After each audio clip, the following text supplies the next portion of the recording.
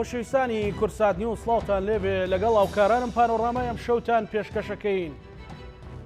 لە هەرێمی کوردستان و بە تایبەتیش لە چەند ناوچەیەکی جیاجیا کۆمەڵی خۆپیشاندان و گرژی و ئاڵۆزیشی لێکەوتۆتەوە و ژمارەیەک هاوڵاتی جانیان لەدەستدا و ژمارێک بارەگای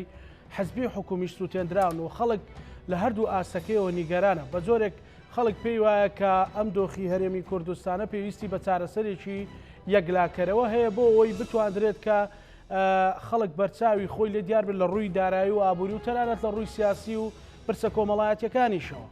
لە ئێستادا شاندێکی باڵای حکوومەتی هەرێمی کوردستان بە سەرۆکایەتی قوبات تاڵەبانی لە بەغدایە بە پێی زانیاریەکانیش لە هەوڵێکی چڕدان بۆی تەواوی هێز و لایەنە سیاسەکان یاخود هەموو لایەنە پەیوەندیدارەکان بگەێنە قەناعەتێک کە حکوومەتی هەرێمی کوردستان ئامادەی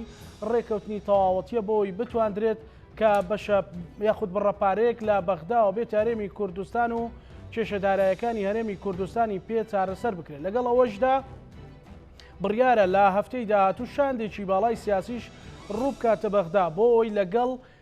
هێز و لایەنە سیاسەکانی پشتی حکوومەت و کوتلە سیاسەکانی ناو ئەنجومەنی نوێنەرانی عێراق سەبکە بۆ ئەوەی بگەنە ڕێکەوتنێک یاخۆت هەرێم و بەغدا بگەنە ڕێکەوتنێک وەک باز دەکرێت هەرێم نیەتی ئەوەیە کە لەگەڵ بەغدا ڕێک بکەوێت خەڵکیش چاوی لەوەیە کە بژێوی ژیانی چاک بکرێت. هەمووانە لە پانۆڕامادا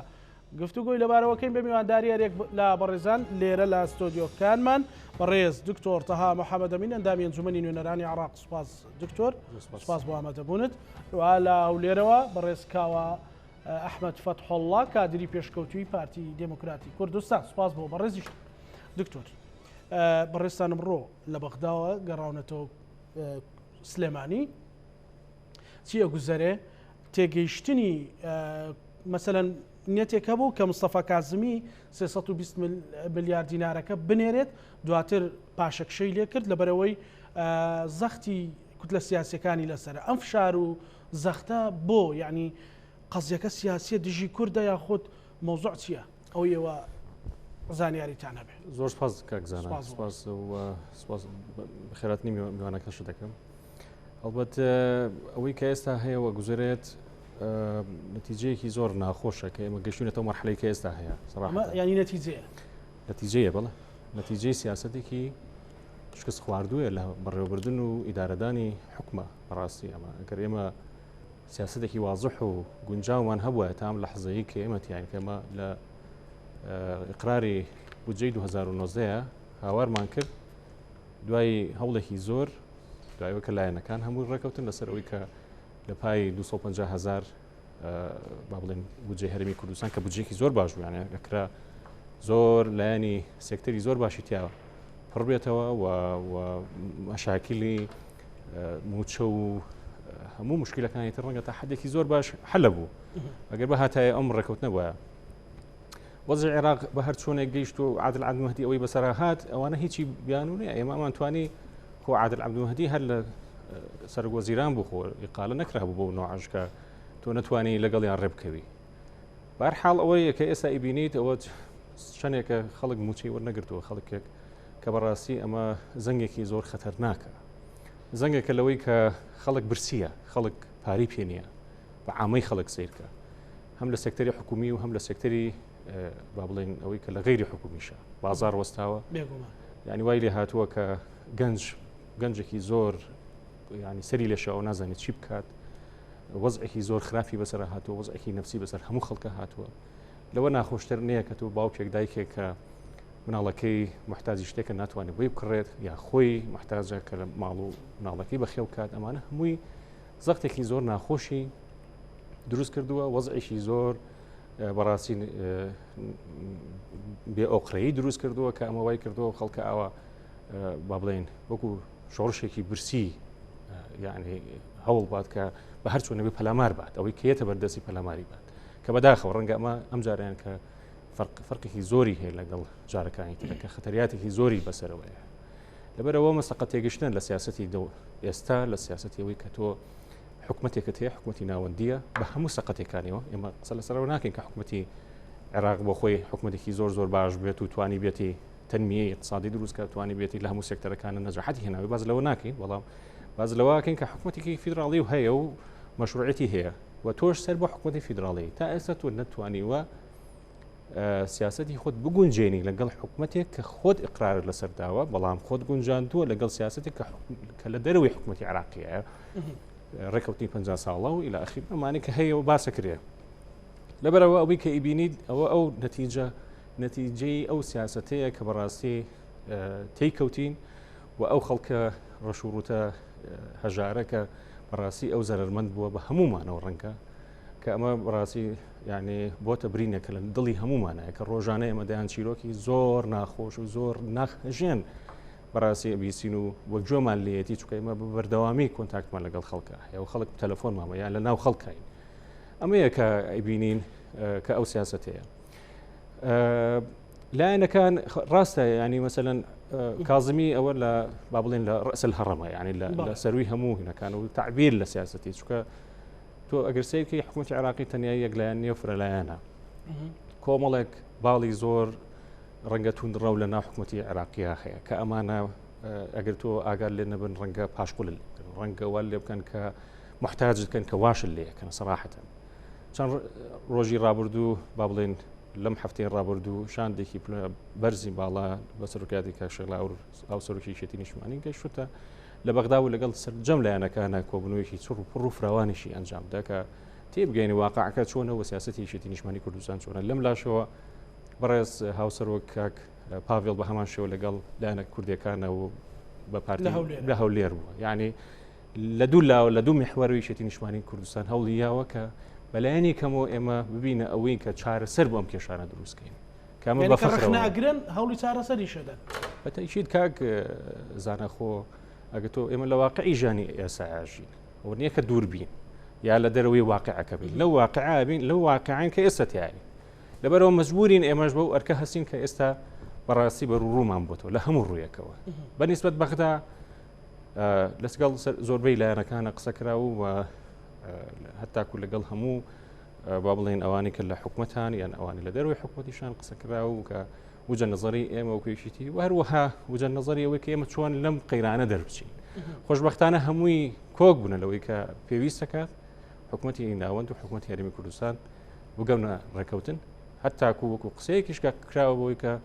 کازمی توتی من واکەم دەرگاکەیان لەسەر داخەم بۆی هەردوو شاندەکە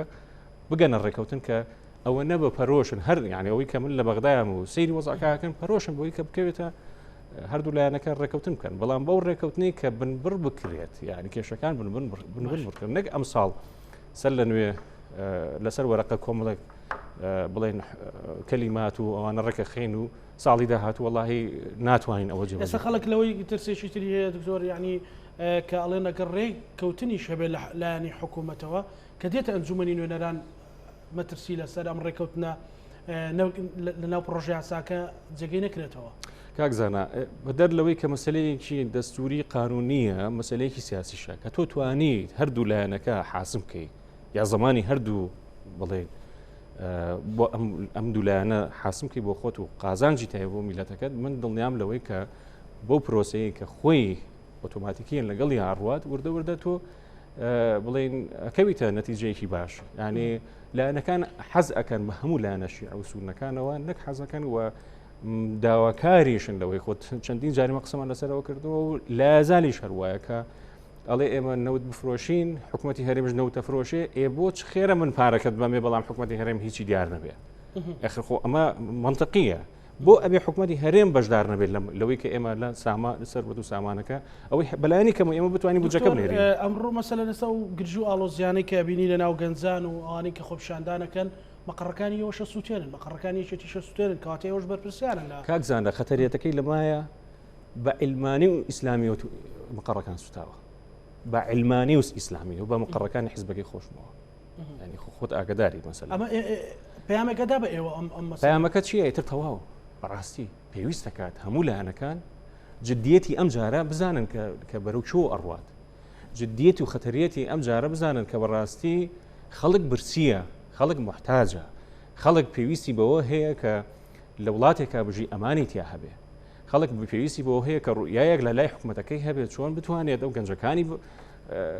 ئیش پێ بکات ئیشیان بۆ بدۆزێتەوە سێکتەرەکان بەگەڕخاتەوە حکومت توشی شەلەل بوو کە کام سێکتەر ئیستا ئیشەکە کاک کامیان ئەوەی کە بە گونجاو و شایانی ئەوە بکە شایانی مرۆڤ بێت کام سێکتەر هیچ سێکتەری خۆ لە سەرۆکی حکوومەت کۆنگرێک کۆنفرانسێکی ڕۆژنامەوانی کرد بە ڕێزیان ئەڵێکە بەغداش حاڵی لە هەرێمی کوردستان باش نییە کام شاری هەرێمی عراق بەنی پاکترە پڕ خزمەت گوزاریترە لە هەرێمی کوردستان چی بەغدا باشترە لە هەرێمی کوردستان و باسی لەوەش کرد کە مەسەلەن ئەوان بەو شێوێنێ عقدی 50 ساڵ عقدی 50 ساڵە تەنها بۆ ڕێکەیە کەواتەوە کار ئاسانی زیاتر ناکە مەسەلەن ئەگەر نەوتەکە نەبێ بتوانرێت پابەندبوونێکە بێت و سارەسەرێک بۆ پرسەکان کاک زانە باشە ئێمە پێویستیمان بە عێراق نییە لە فەرمو موجبە مریش حەزەکەم ئەو گەنجانەی کە لەسەر جادەکەشن حەزەکەن پیر و پەکەوتەکانیشمان حەزەکەن ماڵە شەهیدەکان سربەرزەکانیش حەزەکەن کوڕەکان و کوڕەزاکانیشان حەزەکەن جەنابەت ئەوەی ئەم ستۆدیۆش حەزەکەن باشە دەموچەکە باگەر وایە باشە پێویستیمان پێی نێەوە منیش ئەڵێم با پێویستمان بە حکومەتی بەغانە بێ ئێمە سەردەمێکە بوو وەکو حکومەت تەعامولمانە کرد سەرۆکی وڵاتان ئەهات کەرکووکمان لەبەردەستا بوو نەوتمان ئەفرۆشت حاڵمان هەروەکو ئێسەوا بوو کاکە باشتر بوو باشتر نەبوو ئەیکوانەیە باشە بە بەلایانی کەم و بە سەیری وڵاتانی خەریج بووین کاکە بزانە وەکو مەلیکەژین هەریەکە هەر تاکیشان کامە فەقیر و هەژارە وەکو مەلیکەژین لە پای چی لە پای ئەوەی کە سەر و سەرمانی وڵاتەکەیان دابش کرد و بەعتالە بەسەر خەڵکەکەیە حکومەتی عێراقی ڕاستە گەندەڵا بەڵام حکومەتێکی ناوەندی دەستوری و لە محفەلی دەولیە معتەرەف و اعترافی پێکراوە بیانۆکەی ئەوەی ئەڵێ تۆ مشارک نین لە هیچە لەگەڵ منە بەو شەرتەی کە خۆشت هاتوویت لە دەستور ئەقرارت کردووە پێویستە کات داهاتی خاڵە سنوورەکانە داهاتی ناوخۆ ئەوانە مشارکێ لەگەڵ حکومەتی ناوەندیە خۆ لە دەستورە هەیە بە پێی قانون تەشریعکراوە هەموو شتێک کۆتایی هاتووە خێرە ئێستا تۆ ئەمە جێبەجێ ناکرێت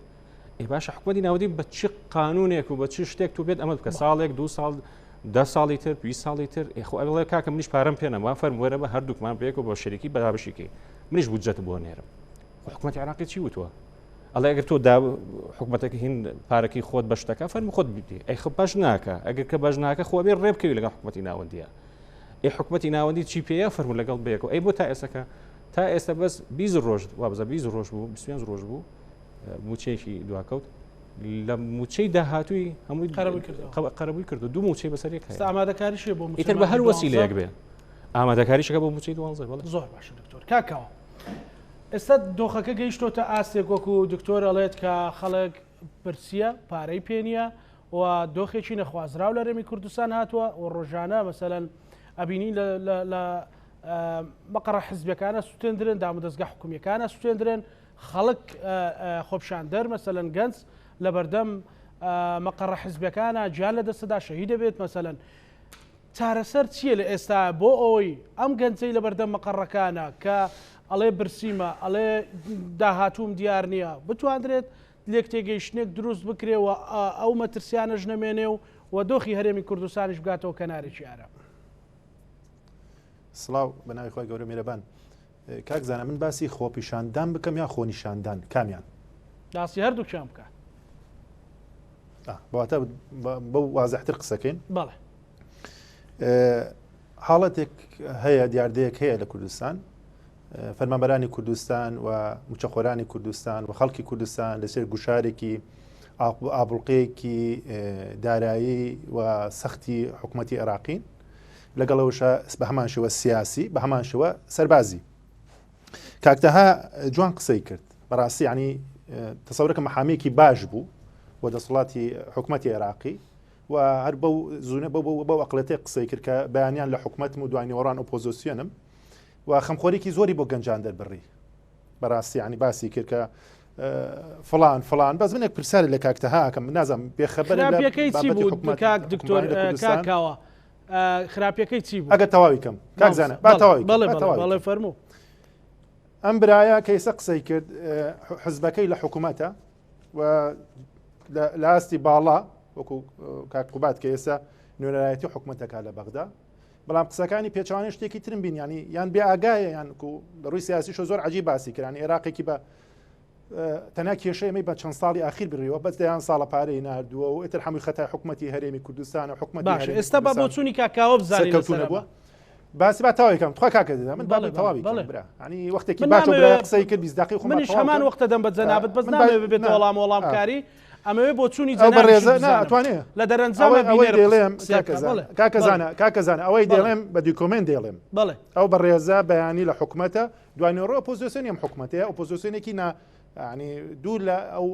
حتا عقلێتی ڕخ نەگرتنش باسی ڕێکەوتنێکی 50 ساڵی کرد ئەو بەڕێزە دوایی ئەگەر زەحمت بکێشە ئێمەڵەکەی خۆمن بۆ من بنێرێ من ڕاستەخۆ قسەکانی کا قوبات تاڵبانی بۆ ئەنێرم کە ڕێکەوتنی 50 ساڵەکە وەکو ئەمەی فرۆشێتە بە خەڵکی کوردستان گوایە نەوتی کوردستان پێشفرۆش کراوە بە تورکیان نەخێوانیە حەقی ترانزیت و تێپەڕینی بۆڕی و پاراستنی بۆ ڕێکانە لەوە زیاتر نیە و ئەمە تەنیا قوانێکی سواوە کە جاران وەکو ئیرهابێکی فکری بەکاریان هێنا ئەوە ئەمڕۆ بازاری نیە و دەیچێش گوێ لێ ناگیرێ باش سەبارەت بە بابەتێ ئەو بەڕێزە کەیسە نامی پەرلەمانەوە ئەو بەڕێزانی ترشکە لە بەغدان کە بەڕاستی ئێستا ڕووی خەڵکێکی تریان زۆر جوان سپی کردێتەوە ئەوانەی کە ناوەکان ناهێنین خۆ دیارە ئەو تەیاران کاڵێک گوایە هەیە نەخێر هەیە لە بەغدا ئەقلێتێکی قەومی مەزهبی دروست بووە دژی مەبادی دەستوریە پەنجاویە خاڵی دەستوریان جێبەجێ نەکردووە بۆ نمونانە شتێکی بۆ باسەکەم بڵێ ئەنجومەنی فیدرالی لە دەسەڵاحەتی حکومەتی ناوەندیە چ عجەبا بۆ دانەندرا یاسای نەوت و غاز بۆ جێبەجێ نەکرا مادەی 140 بۆ جێبەجێ نەکرا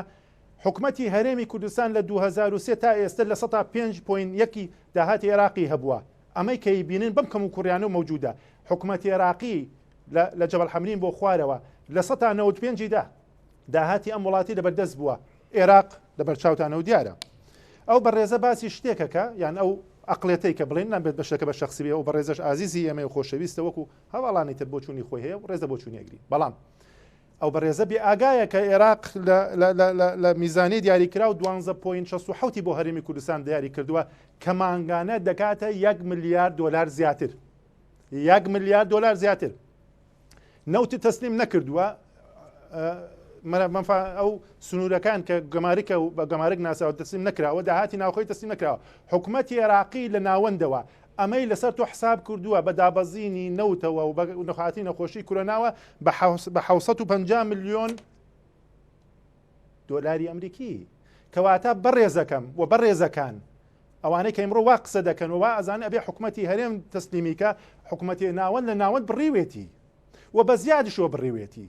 ئەو 320 کە دێت تەواو کردی ئەو 1 ملیاردەیە کە 12.67 بۆیە دەکری ئەمە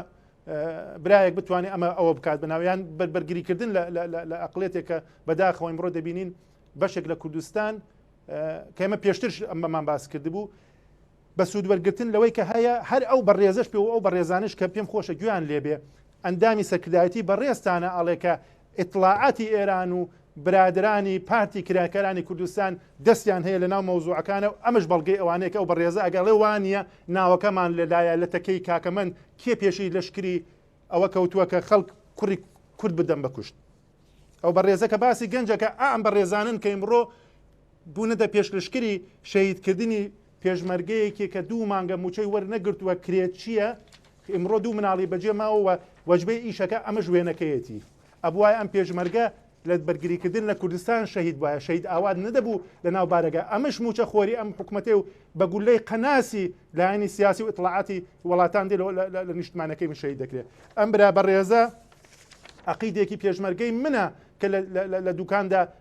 کە دەبواە گولەی دوژمن لەسەر سنگی لە جەبەل حەمری لێ بدایە لە کەرکوک لێ بدایە ئێمڕۆ بە دەستی ئیرهابێکی فکری و بە دەستی عەقلێتێکی تا سەر ئێسقان دژی ئەم نیشتیمانە شەهید دەکرێت بەڵام کاکەوە ئەمانە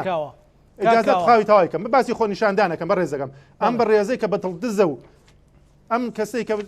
مەوەریدە دزە و ئەمەی کە سەلاجە دزە و ئەمە خۆ پیشاندان نییە کەسەکەم بەڵام کاکاوە ئەو گەنجانەشی ئەوێ لە ناو خۆیە ئێمە هەمومان کوردانە قسە بکەین کاکاوە ببورە ئەو گەنجانەشی لە تەشیا لە چەمسەماڵ لە سەی سادق بە من مەڵێ کاکەزانە بە من مەڵێ بۆ خێزانی پێشمەرگە بڵێ ئیجازەم بدێ کاکەزانە کاکەزانە ئیجازەم بەرێ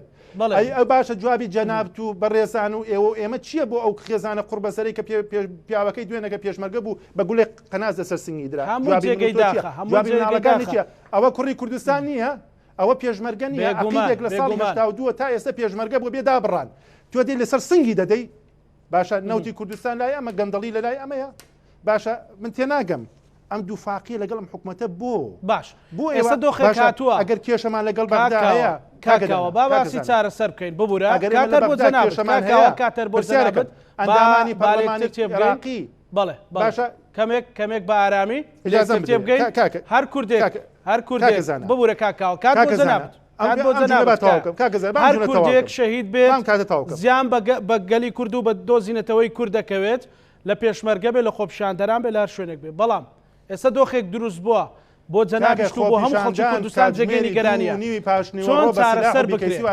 چۆن چارەسەر بکرێت باسی ئەوە نەکەین تەوەری من لەسەر خۆپیشاندانە چۆن چارەسەری ئەم دۆخە بکرێت هەرێم و بەغدا لە دەرچەیەکی دەستوری ڕێکەوتن کاکەزانە بەڵێ کاکەزانە عێراق لەگەڵ تۆ ڕێک ناکەوێت عێراق لە حرس حدود و کێشەی لەگەڵ توایە لە موامەری ساڵی 75 و کێشەی لەگەڵ توایە لە ئەنفال و کێشەی لەگەڵ توایە لە ڕاپڕین و کێشەی لەگەڵ توایە لە جێنەبجکردنی دەسوورە لەگەڵ توای کێشەی هەیە ئەم ئەقڵێتێکە عێراقا لەگەڵ تۆ ڕێک ناکەوێ و هیچ تۆ لە عێراقا پراوێزەکانی ئەمە واقعەکە لەگەڵ ئەوشە پێم خۆشە شتێتری ئیزافە بکەم کاکە زانە بۆ بەم نەمەتە قساکەین کاکە زانە ڕۆژێک هاوارمان دەکەوت بیرهابی فکری لە وڵاتی ئێمە چەندێک معامەرە لەسەرمانە ناخۆشمانە ئەوان هەیە ئەو کاتێک کەماوت سرودی نیشتیمانی ئەم نیشتیمانە دەبێت لە بەری هەڵسن و ڕێزی لێ بگرین شکانیان و حرمەتیان شکان ئەو کاتێک کە بە پێشمەرگە وترا میریشیا ئەو کاتە حرمەتیشکە بە خێزانی پێشمەرگەوتدا لە فرۆش حرمەتیشکە لەو کاتێک کە بەرامبەر بە حکومت و بەرامبەر پێڵاو بەرزکراوە حرمەتیشکە لەو کاتێک کە لە تەکەی کاکەمەند منداڵی هەرزەی بازار و ئەو لاشەوارە هاتن پێشی بەسارێ ئایلە گرو دەبێت گوێن بە سەرۆکی ئەم وڵاتە بدەیت و تێتە دەپەڕی ئەو کاتە حرمەتیشکە و لە ئاخر جارە ئەمە حرمەتیشکە کە بەداخەوە نازانم چی کەسێک کەلامی خوا کاکە نانا دەرامجان نییە کاکە ئەمە مەدرسەیەکە کە قورئان و کەلامی خوا ئەسووتێنێ ئەمە چی مەدرسەیەکە کاکە زانە ئەمە چی خۆ پیشاندانێکە ئەمە خۆنیشاندانە ئەمە بە حکومەتی هەرێم دەڵێن چاکسازی بکەی ئەمە بەرەنگاری ئەو چاکسازیە کاکرێ بەرامبەری ئەو ڕێکەوتنەیە کە ئەگەر هاوسەرۆکی یەکێتی نیشتمانی کوردستان ئیمڕۆ دێ لە هەولێردا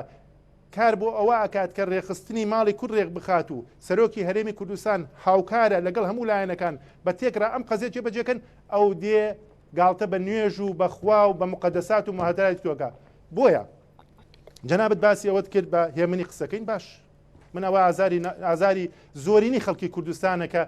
ئمڕۆ دارەی تاپۆ گوناحی نییە دایرەی مرور گوناحی نییە دارەی ئاوکارەبا باسی ئەوت کرد کە عێراق ناوێت لەگەڵ هەرێم ڕێکەوە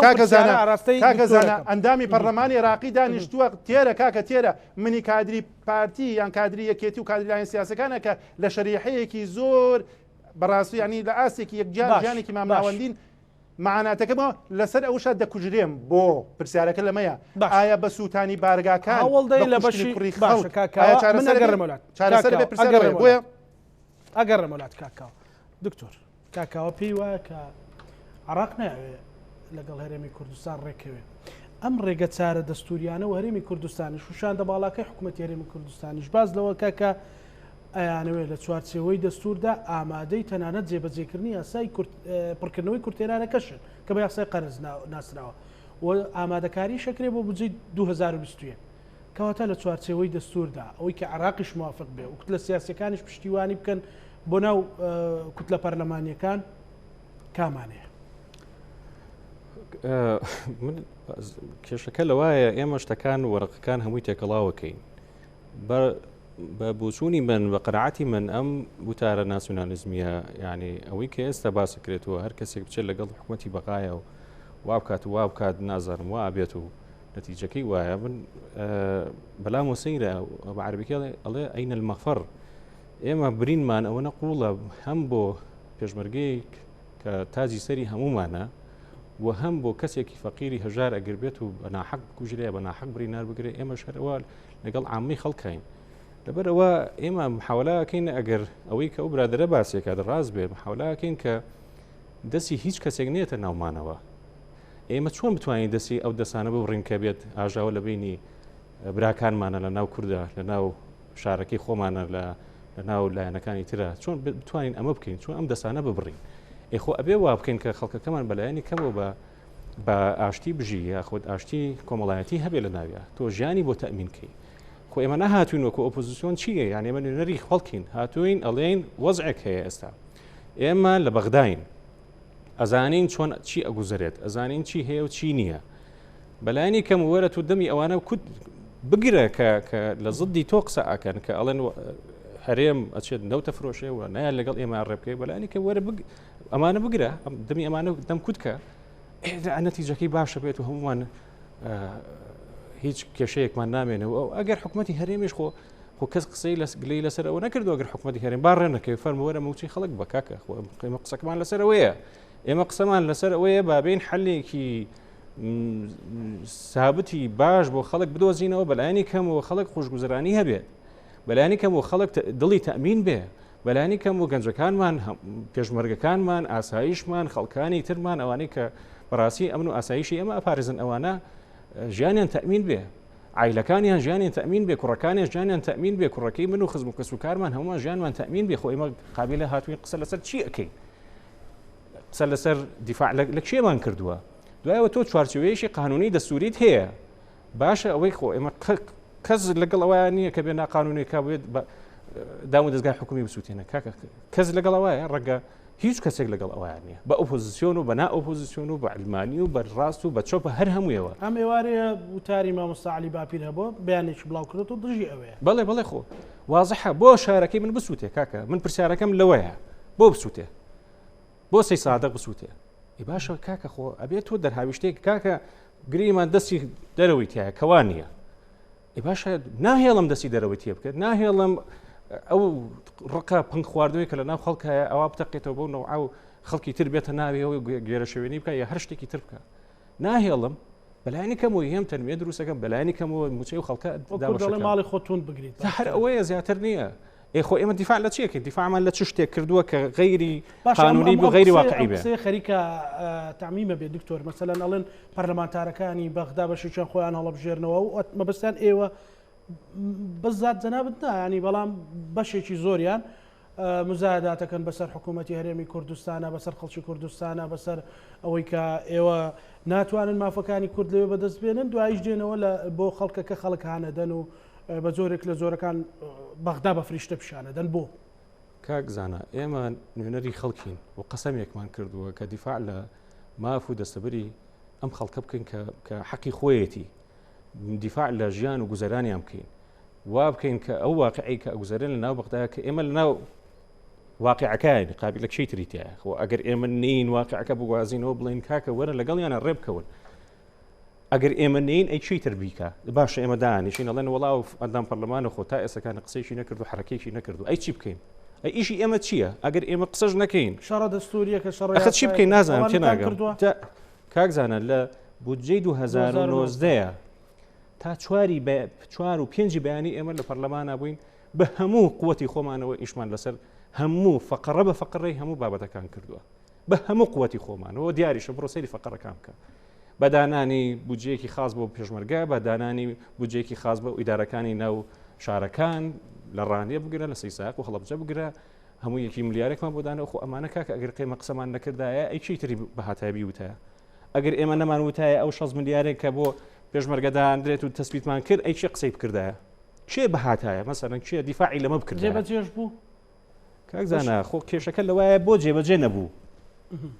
ئەی بۆ جێبەجێ نەبوو بۆ جێبەجێ نەبوو تا ئێستا بۆچی جێبەجێ نەبوو ئەوەیە کە ئێستا ئیبینیت ئەمە ئەوە بۆیە جێبەجێ نەبوو ئەمە کەوتی نام واقعی ئێستا 10 جار من وەف دەنێرم 20 جار لە دەرگای هەموو وڵاتێک ئێم لە دەرگای هەموو دۆستێک ئێم ئەوەتانی عێراق ڕێناکەوە لەگەڵ ما خۆ من خۆ ڕاستە عقلێتێک هەیە لە بەغدای عقلێتێکی بەڕاستی تەحملکردن لەگەڵیا ئەوەنە ئاسان نییە بەڵام خۆ ئەبێ من سیاسەتی لەگەڵ بکەم خۆ نایە سفرەکەم بۆ داخەوە بە ئیسراحەت وەرە تۆ لەگەڵ مادانیشە و نانەکە بە برایەتی بەشەکەین شتی وا ناکە کاکە نایکە بڕۆ سەیری کە دوای بڕۆ سەیری منتیقە سونیەکان کە چۆن وێرانە بووە هەندێک لە شارەکانیان ئەو سیراعی کە هەیە لە بینی هەموو مەزهبەکانە ئەمە خۆ سیراعێکی تازنێ لە بینی شیعە و سونیە ئەو سیراعەیە کە ئەو عقلێتەیە کە دوای 68 دروست بوو باعث هاتە پێشەوە خۆ قابل ئەوە بە ساڵێک و 2 ساڵ و 10 ساڵ ئەوە هینە بێ خۆ ئێمەش ئەو واقع ئازانین بەڵام چۆن ئێمە چی بکەین بۆی ئێمە بتوانین حەقی خۆمان بەدەست بێنین خۆ ئەبێ هاوارکەین خۆ ئەبێ پیان بڵین خۆ ئەبێ بە سیاسەکانمان بڵین ئەبێ بە حیزبەکانمان بڵین ئەبێ بە حکومەتەکەی خۆمان بڵین کاکە وەرە ڕێبکەو لەگەڵیانە وەرە ڕێگایە بدۆزەرەوە ڕێگایەکە دە ڕێگای تر ئەگرم بالملانێ ئەەکەم خۆ هەروە بۆ کاکە خۆ بچم شەڕی لەگەڵا بکەم بە شەڕیش نایات حکوومەتی عراقی ئێستا بە قووەتە ئەگەر بێن بە شەڕ بکەن دەرچەکان چی نەسەن قانونیان یا دەستوریان ئەتوانێت چی بکە حکوومەت یاری مەستا و شاندە باڵای کە لەوەیە ئەتوانێت چی بکات شاندە باڵاکە ئەوەیە کە ئێستا ئەبێت بەڕاستی لەگەڵ حکوومەتی عراقیە ئەوەی کە ئێستا حکوومەتی عراقی ئەڵێ من ئامادەم لەگەڵ تا ڕێبکەون وردەکارەکان چێ خۆ ئێستا ئێمە لە کۆبنەوەیان خۆ ئەبێ ئێمە یعنی بەلایانی کەمەوە بگەینە هەم حکوومەتی هەرێمیش بووی بزانێت لە بەرچاوی ڕوونێژ لایەنە تەکنیکەکانی چی هەم حکوومەتی عراقیش بزانێت چی بکات و چی نەکات لە پای ئەو نەوتەی کە ئینێرە بەپێی ئەوەی کە ئقراری یاسایی بڵێن ئاخر یاسار کە لە 12 مانگ ئقراری قڕوز کرا ئەمەی بڵێن بەڵێ ئەمەی آخر ئقرار کرا خۆ بەپێی ئەوەی کە دیار یعنی تهدید کراوە ئەڵێ تۆ بەپێی ئەو نەوتەی کە ئیفرۆشیت لەگەڵ سۆبمە ئەبێ ڕێبکەوی و لە پای نەوتەکەش تۆ بودجەکەی خۆت وەرەگری وردەکارەکان چیە و لیژانەکان تهدیدەکە تۆ وەرە ڕێبکەوە کە ڕێنەکەوت ئەو کاتە خۆ حکوومەتی هەرێم و شاندەکەش بابێنە سەر تەلەڤیزیۆن بڵێ کاکە ئەو ئێمە وامان کرد 1 2 3 4 5 6 ئەو وەختە ئاسانتر نابێت خەڵکی کوردستانیش قبوڵی کە هەماهنگ بێت زانە خۆ خەڵکەکەش دیارە کاکە ئێمە بە هەموو شێوازێک هاتوینێتە پێش و خەڵکەکەش ئەوەی ئەوێ ڕێبکەوی لەگەڵیا منیش ئەوەمەوێ هەر کەسێکی تر هەر ئەوەی ئەوێت یەکێکی تر بە تعبیرێکی تر ئێڵێ وێشێکی تر بە تونتر و یەکێکی تر بە جوانتر ئێڵێت خۆ هەموو مەفهومەکانەوەی ڕێبکەوە لەگەڵیا خەڵکەکەت برسیە بە پێشمەرگەوە بە ئاساییشەوە بە هەرچی ئەوەی کە ئەیبینیت بە هەمووی برسیە کاکە ئێخۆ هاواری ئێمە هەر ئەوەیە بۆ من هاوارەکەم یا ئەزانم ئازاریان هەیە کاکە ڕۆژانە زیاد لە 50-60 کەس تەلەفۆنت بۆوەکە داوای هاوکاری لێەکە ئەی باش آخر واللهی گریانت دێ بە قورعان یعنی بڵم ئەوەش نابی بڵم باشە کاکە من ئەوەش ناڵێم ئەی من ئیشم چیە ئیش من چیم یعنی ئەگەر قسەش نەکەم و ئەگەر دوو پەیام نەگەێنی بۆ میلەتەکەی خۆت یاخود بۆ حیزبەکان یا بۆ حیزبەکانی تر بۆ حیزبەکەی خۆم بۆ هەر حیزبێکی تر ئەمە ئیشی ئێمەیە کە ئێمە ئەیکەین دەرهاویشتەکە و دەرچەکە ئەوەیە کە ئەوەی کە ئێستا واضحە و ڕوونە ڕێکەوتنە هیچ ڕێگایەکی ترت نییە هەتا ئێوارە تۆ هاوار کە هاوار مەکە ئەوەیە حەقەتەکە هەموو لایەنەکان کۆکن لایەنە شیعی و سونەکان کۆکن لەسەر ئەوەی کە ئەبێ حکوومەتی هەرێم نەوتەکە تەسلیم بکەن نەوتەکە تەسلیم نەکە پارەی بۆ نایەت و ئەو شەوەی کە ئیقرار کرا تا شەشی بەیانی ئێمە وەستاین ئێستا حکوومەتی بە هەمومانەوە خوا باو نقطەی بڵم بە هەموو لایەنەکان چەند پەرلەمانتاری کوردی لێ بوو بە هەموو لایەنەکان بە ئەوەی کە بە ئۆپۆزیسیۆن و بە غەیری ئۆپۆزیسیۆن و ئەوەی لە حکوومەتە و لە غەیری حکوومەتی شایە تا شەشی بەیانی ئێمە وەستاین هەو هەرێکە بەش بە حاڵی خۆشی قسەی لەگەڵ بەپێی ئەو پەیوەندیانی کە خۆی قسە لە هەموو لایەنەکانە کردو سەرباری سەرۆک فراکسیۆنەکانیش و سەرباری ڕەنگە نوێنەرانی حیزبەکانیش کە هاتوون ڕێنەکەوت کاکە ئەڵێتەوە لە دەی شەو ئەوان قەراری خۆیان هەموو لایەنەکان بە هەموو بە شیعە و سونە ئێستا حکوومەتی هەرێم شاندە باڵاکە بە هەموو دەسەڵاتێکەوە لەوێ بەڵێ بەڕێز قوبات تاڵەبانی بە هەموو دەسەڵاتێکەوە لە بەغدایە ئەگەر بەغدای گەیاندەوە قەناعەتێک کە ئەوان 250,000 تەسلیمەکەن نیوەی خاڵە سنووریەکان تەسلیمەکەن پێت وایە هێشتا لە پشتێمە ئەقلیەتەوە هەبێ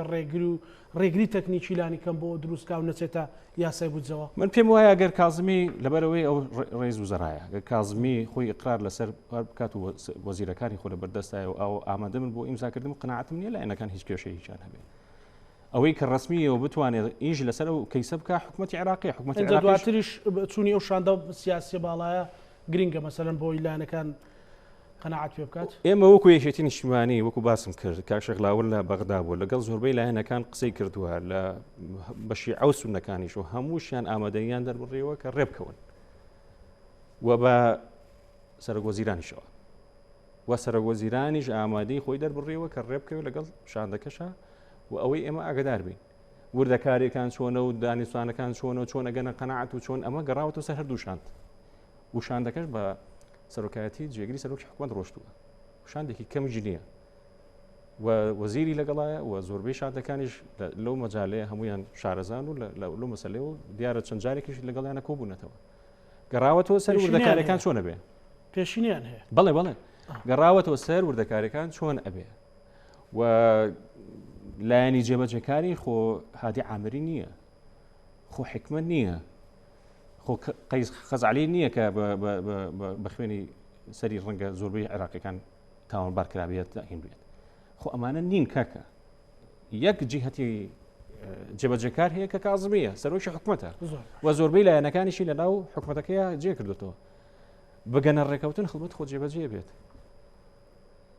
ئەی بەدیلت چێ بێ خۆ لە پای ئەوە حکومەتی عێراقی بەدیلی چییە؟ ئەی ئێو کاتە ئیشی ئێمە چیە بێت ئەگەر حکومەتی عێراقی پابەت نەبێ خۆ ئێمەش قسەمان هەیە لە ناو پەرلەمانە ئەتوانین یاداش بەرزکەینەوە ئەتوانین ئەوان چی ئەڵێن دوو بەرامبەری دوو بەرچی لە مەسلحەتی میلەتەکەی خۆمان بێ ئەمە یەکەین و کردوشمانە چ شتێک لە مەسلحەتی مناڵێکی شەهیدی میلەتەکەی خۆم بێ ئەیکەم، مناڵێکی فەقیری میلەتەکەی خۆم بێ ئەیکەم، گەنجێکی میلەتەکەی خۆم بێ ئەیکەم، پێشمەرگەیەکی میلەتەکەی خۆم بێ ئەیکەم. ئەمە مەبدەئی خۆمانە. ئەیتر ئەم هەر کەسێکی تر بەچی ئەیبینێ با بیبینێ. المهم من ئەمە لە شەڕەکەم، شەڕەکەی من ئەوەیە ئێمە ڕێبکەوین، میلەتەکەم برسیە نقطە. ئەبێ پێویستمان بەوە هەیە کە ڕێبکەوین. حکومەتی عێراقی هەر شتێکی کاکە پەرلەمانت هەیە، خۆ ئەمە خۆ وڵاتێکی دەستوریە، وڵاتێکە کە ساعی خۆی هەیە و قانونی خۆی هەیە و ڕێکاری خۆی هەیە. و بەلایانی کەمەوە تۆ کۆمەڵێک ئیجراعاتی تریش هەیە، خۆ هەر ئەوە نیە حکومەتی عێراقی بێت کە ئێمە دانیشتان و سەیری دەموچاویان بکەین و بڵێن وڵا کاکە باشە بەسەر سەو جەنابەت چی ئەڵێ ئێمە ئەوواکەین. زۆر باشە دکتۆر کاکاوە لە چەند ڕۆژی ڕابردوو لە سەرۆکایەتی هەرێم کۆبوونەوەی یەکێتی نیشتیمانی کوردستان و پارتی دموکراتی کوردستان و بزوتنەوەی گۆڕان کراوە. لەو کۆبوونەوەی بڕیار کراوە کە شاندێکی باڵا بچێتە بەغداوە لە ئێستا لە هەوڵیەوە شنکە تەنانەت لایەنەکانی دەرەوەی بەشداری حکوومەتیش ڕازی بکەن بۆی لە شاندەکە لەگەڵیان بەشدار بن بۆی بتوانن قسە لەگەڵ لایەنە شیعەکان لایەنە سوننەکان بەشدارەکانی حکوومەت و پەرلەمانی عێراقی بکەن بۆی بتوانن بگەنە ڕێکەوتنێکە لە خێروبێری هەرێمی کوردستان بێ و خەڵکی کوردستان بێ. چەند گرینگە ئێستا خیتابێک زاڵ بێ کە خیتابی کوردستانیە کە خیتابەکە لەوە سەرچاوی گرتووە کە خەڵکی کوردستان لە زاخۆ تا خانەقی بار و گوزەرانی خراپە و پێویستی بەوێ لە چوارچەوەی یاسا و دەستوردا هەمومان پاڵپشتی حکومەتی هەرێمی کوردستان بکەین بۆ ڕێکەوتن لەگەڵ بەغدا. خۆی باسی ڕێکەوتن نەکرێ و من هەمووش لەگەڵ ڕێکەوتنی، بەڵام ڕێکەوتن بەچی واتایە؟ ئایا لە عێراق شەراکەت و تەوافق و تەوازن ڕچاوە کرێ؟ ئەم کێشەکەی ئێمەیە. ئایا ڕێکەوتن بە ماتای تەسلیم بوون؟ ئەوەی کە لەو عقلەتەی کە عێراق وای دەوێ موچەی هەرێمی کوردستان فەرمانبەران بە شێوەیەکی دیاری و تهدید کراو بۆ منتیقەیە لە کوردستان بنێرێ بە ڕێژەیەکە خۆیان دیاری دەکەن بەو شێوەیە کە ئەوان ئەیانەوێ دادگای تەحاتیار کاتێکەویستیان و کاتە داینێن بڵێن مادەی 140 کاتێکەویستیان ئەوان داینێن. ئەمە کێشەکان زۆر لەوە قوڵترەکە تۆ خۆت وابزانی تەنها لایەنێکی سیاسی یا دوو لایەنی سیاسی توانێت ئەم بارە ڕاستکەنەوە نا. لە ئەساسە ئەگەر هەموو ماوەکو پرسیارەکەی جەنابەت ڕێکەوین لەسەرەوەی کە سەرۆکی حکومەتی کوردستان سەرۆکی هەمومانە و بە پاڵپشتەیەکی باشی لایەنە سیاسەکان نەک بە خۆنیشاندانی ژێر بە ژێر بە خۆپیشاندان کە کەسێ داوای مافی خۆیەکە هەموو کەس دەگەڵەوەیە بە منشەوە بەوەشەوە هەمووشمان و بە تایبەتی ئەو حزبەی کە زۆرینەی بەدەست هێناوە ئێمڕۆ لە کوردستان ئەوە زۆرینەی خەڵکی هەژار و خەڵکی خاوەن قوربانی لەگەڵا و دەنگی هێناوە و پێویستە هەمومان بە هەیکەل و وەزنی خۆمان بزانین و ئەم چوونە تاکانەی بۆ بەغدا نەک شتەکان چارەسەرەکە ببینیمانە نەتیجە چارەسەری نەکردووە. ئێستا وەفتێک لە بەغدایە وەکو ئەوەی کە بە تەواوی ڕوون و بە تەواوی بە ئاشکرا هەموو سەلاحەتێکی پێدراوە بەڵام لە چوارچەوەی دەستور بە هیچ شێوەیەک ناکرێ ئێمە دەست لەسەر مافە دەستوریەکان وەکو کە عێراقەوێ هەڵبگرین. ئێسش دەیڵێم ئەو نەوتەی کە تەها باسیەکە ئەو بڕیوێتی تەسلیمی کە و تەسلیمینەکەی ئەو 650 ملیۆن دۆلاری ئەمریکی لە تۆ ئەبڕێت ئەتە تەسلیمت کردویان تەسلیمت نەکرد ئەو بڕیوێتی ئەو حەقی دەرهێنان و ئەوەی کە لە دەستور دیاری کراوە ئەو نەوتانەی کە لە دوای دەستورەوە حکوومەتی هەرێم ئەتوانێت دەری بکات بەڕێکەوتنی بۆندی شەراکەت لەگەڵ کۆمپانیەکان ئەو مەساریفی تێچوو هەڵگرتون و کۆڵا هیچ هەڵ ناگرێت لە سافی ئەوێ کە تەسلیمی یەکەی ئەو پێشتر بڕیوێتی تۆ تەسلیمیکەی تو تەسلیمەکەی وەری گرتووە لە لایەکی تریشەوە. بەڵێ باشترین شتەوەیە کە سەرۆکی هەرێمی کوردستان ئەو کۆبوونەکی باشە بەڵام پێویستە گشتگیرتر بێ لایەنە سیاسەکانی دەرەوە حکوومەتش بەشدار بن و واقعەتش بە خەڵک بڵێن و لەگەڵ ئەوشا کە شتێک پێم خۆشە ئەندام پەرلەمانەکانی خۆمان لە بەغدا ئەو برابەڕێزانەی کە لە بەغدان پێم خۆشە واگە پێیشان باش بێ ئێمەڵەکانیان بنێرێ من لە خزمەتیانەمیان تۆن ڕاستەخۆ بچنە ناو پێیجی حکوومەتی هەرێمی کوردستان سەرجەم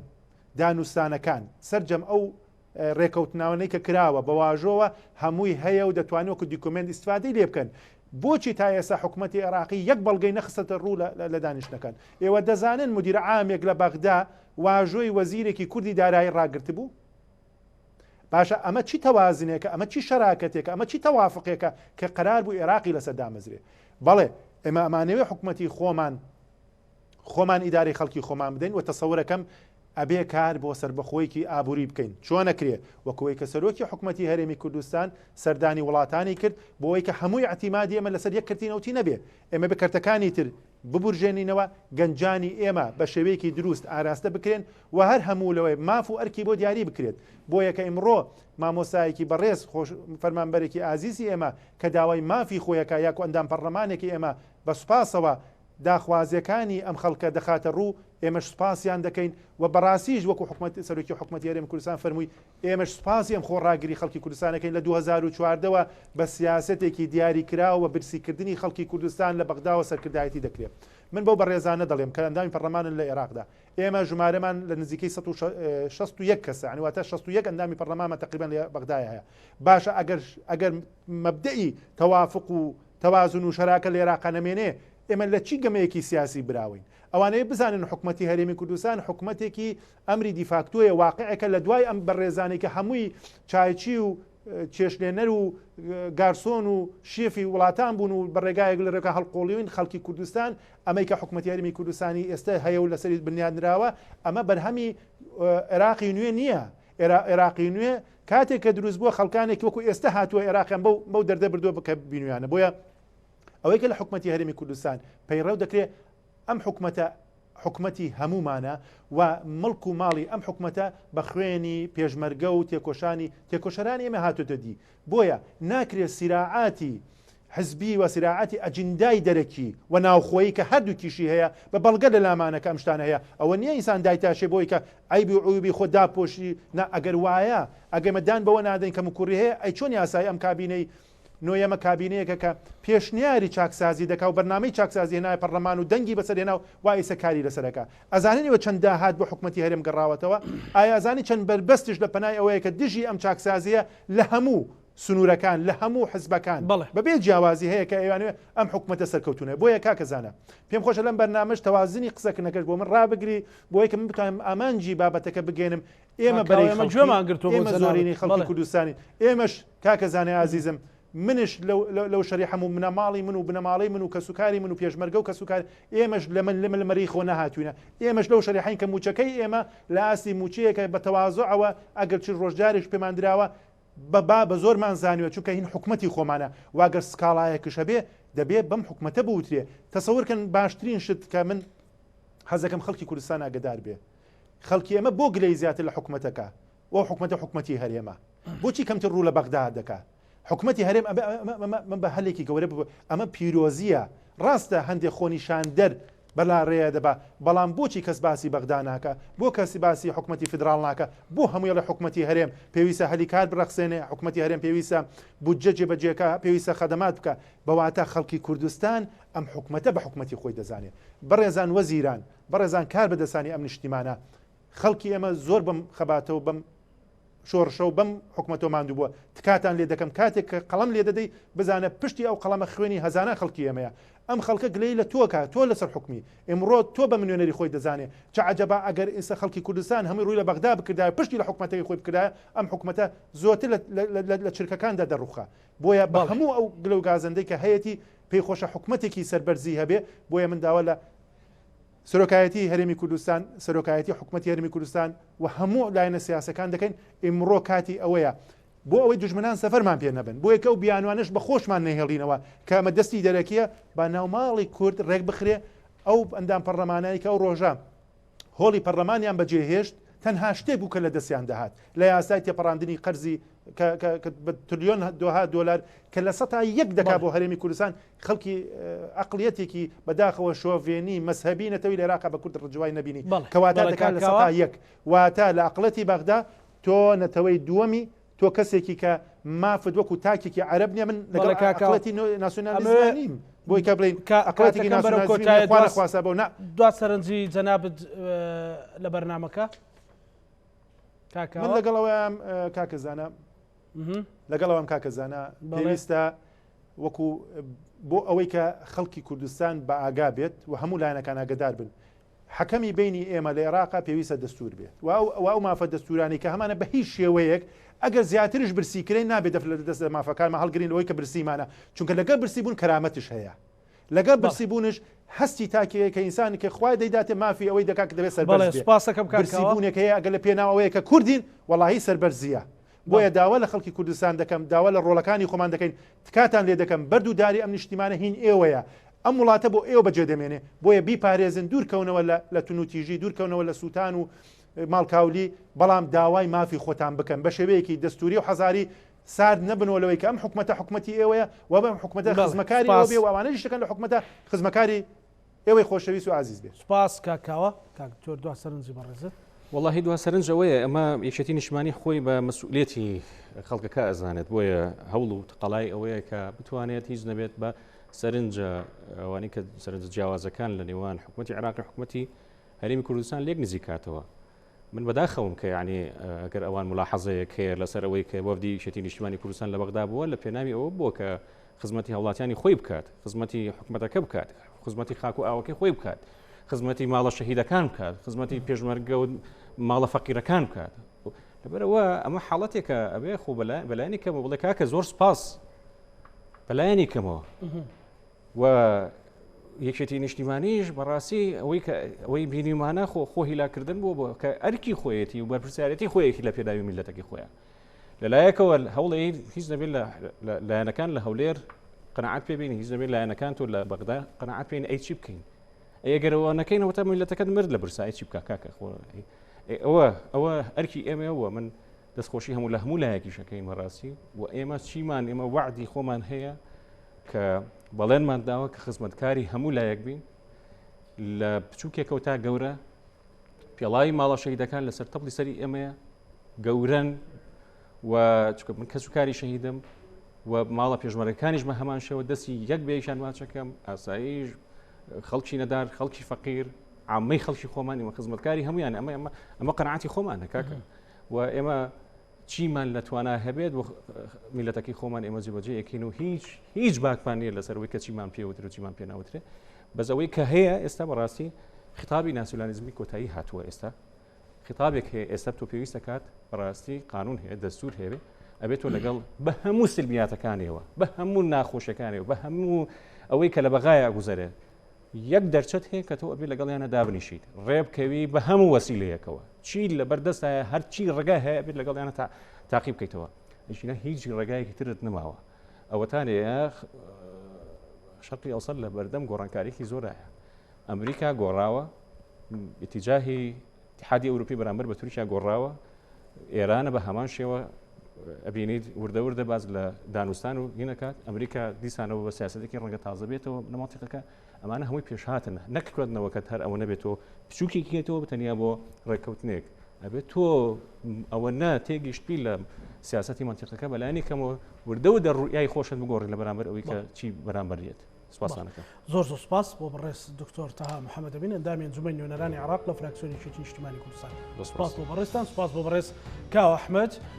فەتحوڵڵا کادری پێشکەوتوی پارتی دموکراتی کوردستان سوپاس بۆ بەڕێزشان بینەرانی خۆشەویست پانۆرامامان پێشکەشکردن بە هیوای ساخ و سەلامەتی بۆ هەموو لایەک خواتان لەگەڵ